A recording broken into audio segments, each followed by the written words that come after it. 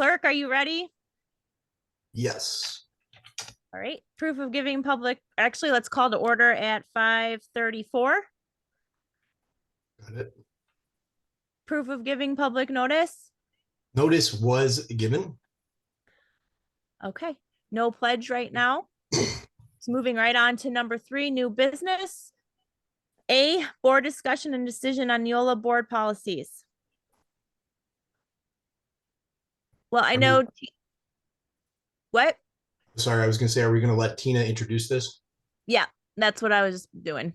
Okay. Yes, excellent. Thank you. Thank you for giving this space today on this agenda.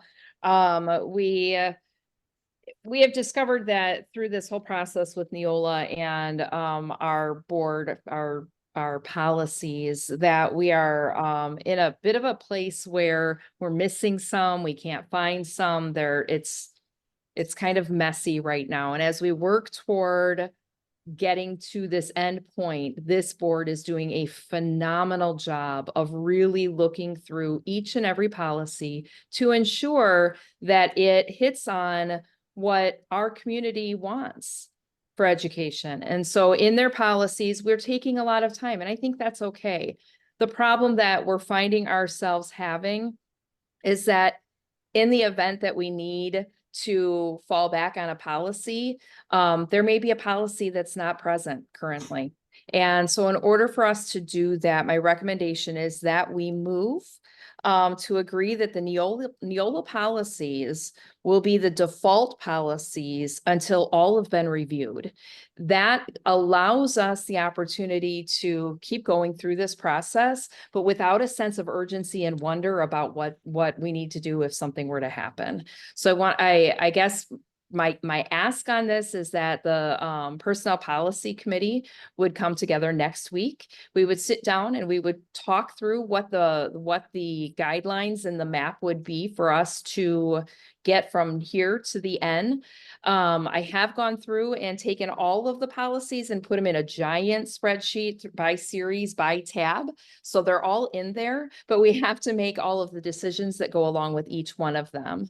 Unfortunately, there are over 100 policies that are non-existent, and I want to make sure that the district is protected. That's my secondary job. My number one is to make sure our kiddos are in a good place. My second job is to make sure that this district is protected. And so in the work that we have done already, and I don't want us to stop going through these in a thorough manner. I think it's what our job is. I think it's what we should be doing as a community to ensure that our morals, values, ethics, everything are in line with those policies, but we need to have something in place, and something is better than nothing. So I would ask that you provide this blanket so that over the course of the next 4 to 6 months, we get all of these pieces in place and we don't have this sense of urgency to get there. And of course, again, it's only if we come to a place where we need a policy that we haven't had in place.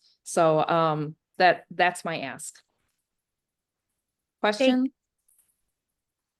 Does anybody have any questions? I do. Do you have a proposed schedule and timeline of what will happen afterwards for what your best estimates are for us to get through the remaining policy? Absolutely. So as you all have seen that spreadsheet that has, I usually give them to you by series. Right. I have a much bigger piece that has all of them on that. And I honestly, I think we have a committee. So let's meet together next week. We have our meeting. Let's sit down as our committee, look at what that schedule looks like, where my proposal may be a little bit different than yours. You might have other ideas. I would like for us to do first is what I think Commissioner Schwab has pointed out, in that most of these are super legal. That's not like we have like finite pieces, and those are embedded within all of the policies. So what I'd like to do is bring all of those to our next PPC committee so that you guys know there's choices that we make, right? We have to make decisions on what fits. We have many policies that don't have that as an option. They're just standard policy. And so I'd like to bring all of the standard policy to PPC so that you can just see those, we review them, we get them out of the way. And then as a committee and soup, I will sit down with you and we will build a plan. Really needs to be done within the next 4 to 6 months. I'd like it done by January 1st, 2025 as we work to build out our strategic plan. But this will afford us the opportunity to really kind of take a look at them individually. How do we deal with templates where they have, say, numbers in there? For example, the last one that we did at the last meeting with the teacher gifts, I think the template in there said nominal amount and there was an area for us to fill in. What happens when there's an area where there's a choice if there's not one present? What's the default?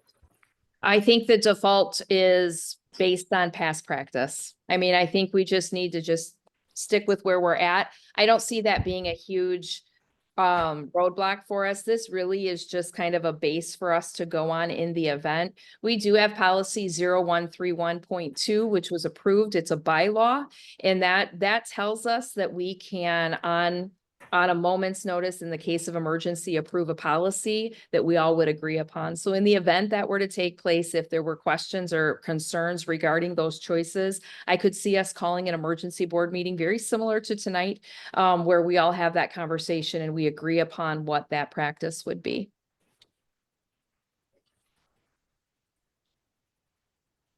I will also, sorry, Tiffany, go ahead. Oh, no, go ahead. No, I was just checking to see if anyone else had anything. Okay, and I would just add from a policy committee perspective, I think what we will do is bring forward any policies that are questioned, right? If there's like something that comes up and we have a question about it, or something that's a choice, regardless of what we do, it will go to the full board as we work through them. Is there an opportunity to, I know at least since I've been paying attention, you've been passing the 100 series, 200 series, whatever. Mm-hmm. Is there opportunities to pass subsets where it is mostly just boilerplate language? So it's not, I'm passing the whole 500 series, I'm passing these 20 policies, but I'm not passing these 4. And we decide to try to tackle those 4 before school gets back in session in September. Yeah, I'm sorry. I may not have explained myself very clearly. It's hard over this a little bit, right? So yeah, that's the first thing we're going to do is any of them that are kind of that boilerplate concept or very, very legal. There are no choices we have to make, no boxes we have to check. Those will all go forward first across the board. So any policy 0 through 9,000 that have that we haven't already approved will come forward to you immediately, probably in July, because they are just what you said, Matt. After that, then the policy committee and I will go through them and bring forward the policies just as we have been. It's just, one section at a time, and truly went through them today to, kind of try to get everything together. We already have the 0s, the 3,000s, 4,000s, and 6,000s approved. That leaves us with the 1,000s, the 2,000s, the 5,000s, the 7, 8, and 9. 9,000 will be quick and easy. There's a lot of boilerplate along with that one. So we're looking at 3 series, really. The 2s, 4s, and 6s, or 2s, 5s, and 7s. Golly, 2, 5, and 7 that are the 3 that are going to take up the bulk of our time, and they have to do with students and health and wellness, and safety. So those are the ones that we want to make sure that we're really looking at. But in the event that we run into a situation, I just really feel very strongly that it is our role to protect the district. But your proposal tonight is to pass them all, not just cherry pick the boilerplate ones. It's to pass them all. Right. That's my proposal tonight. And then our first step will be to bring the boilerplate ones forward so that we start going through the series, like we start looking at series 5,000. Let's say out of the 80 policies, 20 of them are boilerplate. That means we're only looking at 60 now instead of looking at 80. Are we set now for like handbook employee handbook, those policies already in place, or are we going to put more when we do this flip? Or do we have deadlines to kind of hit those things going forward? Thankfully, this board determined last board meeting that we were able to approve those board policies. So we are now at the point where all of the board policies that would affect the employee handbook have been approved. And they will not come back forward unless we have something that somebody, feels we need to bring forward. I'll say, as somebody who's on PPC, I really enjoyed meeting with you last week, Tina, and having a better understanding of why you have concerns and recommendations and want to push through all of the policies now. I think we're in an awkward position where we don't have policies to cover everything that we should. And I think this is a good, quick remedy to protect the district and then proceed forward cautiously and thoroughly. Thank you. Yeah, I would agree. I mean, I think we have to legally protect ourselves here. Because we can always go back and change or update what we need to as circumstances arise or as we get to those specific series. I think covering ourselves is the priority right now. Anybody else? Are we voting now or are we having discussion? Is this discussion or is this just still questions? If you have questions, you can ask them. No, I don't have questions. I don't know if we're gonna have more free-flowing discussion to get everybody's thoughts before it's like, here's the next thing we're gonna vote. I'm opening the floor to whoever wants to keep the talk going. Got it. Well, I heard from Amy. I mean, Chris, you and Amy are on the policy. Sounds like Amy generally thinks this is a good idea, if I'm understanding your last comment. I mean, Chris, do you share that recommendation? I do. That's it. I do. We've got some of the harder hitting ones done up front, especially the time sensitive ones. We went through those. We've established a really good game plan of going through them that Tina and Amy have put together. And it's nicely done. It takes time and review, but it's nicely done. And I think if we can continue that same process in an Excel format, and Tina, I would recommend perhaps instead of one giant document, as you suggest, I would recommend tabs for each series. I think that would be yeah, that's what I have. Okay. And Matt, this is really just to put something in place as kind of a umbrella. And then over the next few months, the PPC committee will dig in and deep dive and bring back any concerns that have a local flavor or feel need to them, and then bring them to the board to talk through and just update them as necessary for our community. So I think it's a win-win. And I'm guessing, Tina, has Neola recommended this as well? And have they had experience in doing this with other districts that are going through the same conversion? Yes, they have. I mean, I wouldn't say that it's super frequent, but under our current situation, and I will say that I have sought legal counsel's advice on whether or not this was something we should do, because I think that's important, because they would actually, if our current legal would be the ones that would be protecting us right now, Neola would not, because we aren't under protection by them right now. So I wanted to ensure that Boardman and Clark was really on board with what we were doing and that we were doing it right. And they agreed. Okay, thank you. I think so. Okay, I appreciate that.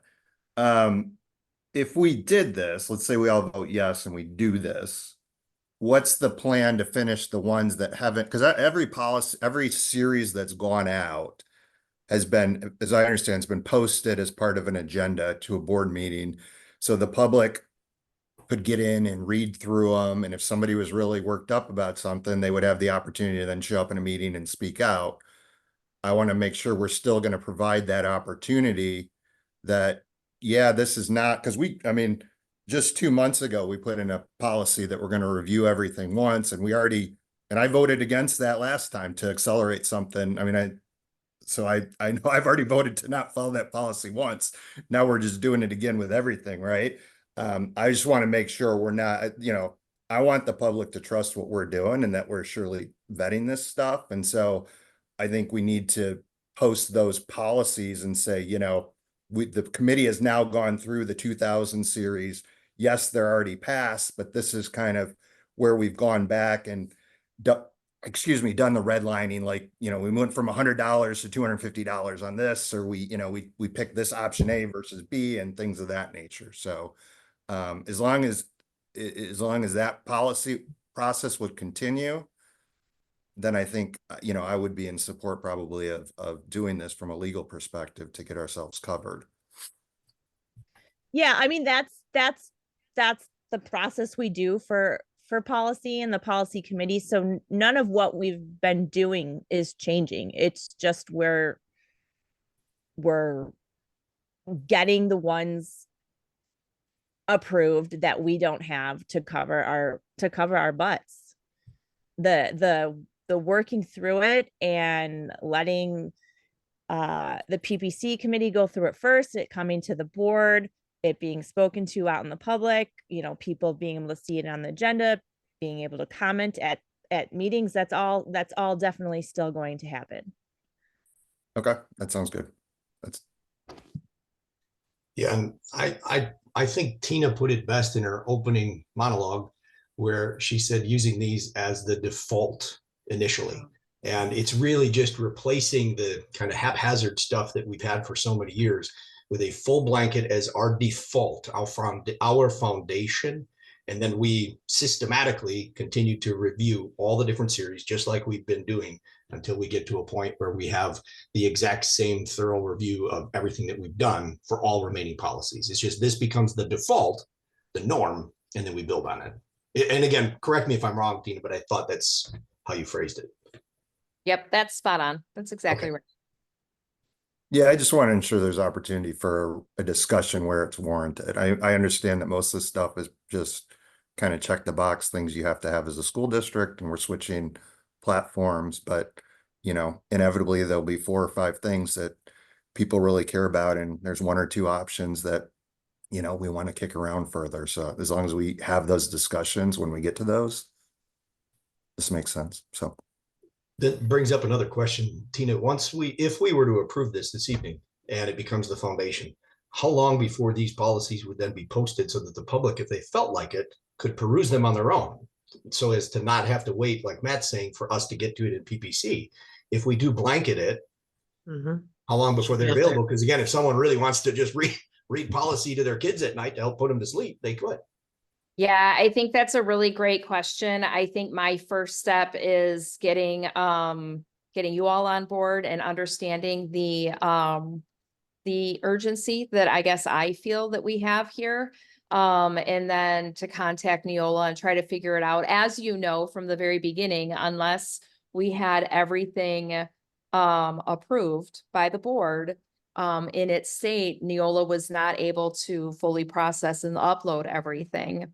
Right. Now, that kind of still leaves us in a pickle in that, because there are options for each of the board policies, and I'm not willing to make that decision, that's why they're board policies, is for you guys to kind of take a look at them. But it certainly does give us the ability to have something to fall back on. And like I said, as we go through them, we will quickly run through them with our Neola people. I'm hoping that in the conversation, I know hope is not a strategy, but I am hoping that it's working with our rep from Neola, that he will be able to begin the process of getting things uploaded. But I don't want to put the cart before the horse, so to speak, when it comes to that work, in the event that we have to make some significant changes to some policies, and then have them do double work. So No. I wasn't expecting that necessarily. I just thought, from Matt's point of view, if someone wanted to have more time, if it was available, they could just click through policies and read them if they really wanted to. And then you mentioned something now that made me think of another question. So in some of the early review, there were scenario options 1, 2, 3. So if we blanket approve and there are scenario 1, 2, 3, what's the default? Like, how does Neola determine what's our default? Neola, very different. Yep, Neola will not determine. That will be through, previously stated, it will be based on past practice. Okay. So I mean, who's physically going to do that? Is that That you would be going to me. go through? That would be me. Okay. So that's going to be outside the meeting. You're going to go through and say, what Chris's example, where there's A, B, and C, you're going to pick the one that most closely aligns to where we are and make that call. And In then the event that we end up in a situation and need to. Prior to us going through this as a committee and then taking to the board, Chris and Amy and I and Amy will take a look at all three options and make a determination. Because right now what we're doing is Amy and I are going through picking something that we think is right, and we end up inevitably changing it at PPC. So let's just start with the conversation, look at what we have, and make an educated decision based on what our community needs are.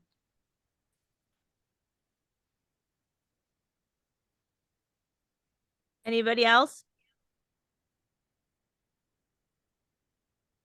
Okay, then if there's no other questions, then Madam Chair, I'd like to make a motion. Okay. I'd like to motion to approve the remaining Neola board policies as the district's default policy set, using options consistent with our existing district policies, should an option be presented without a clear choice. I'll second. Oh, okay. Go ahead. You take that one. I'll Does Matt- second that. Okay. All in favor? Aye. I, Okay, motion passes to approve all default Neola board policies. Got it. I'm good. Okay.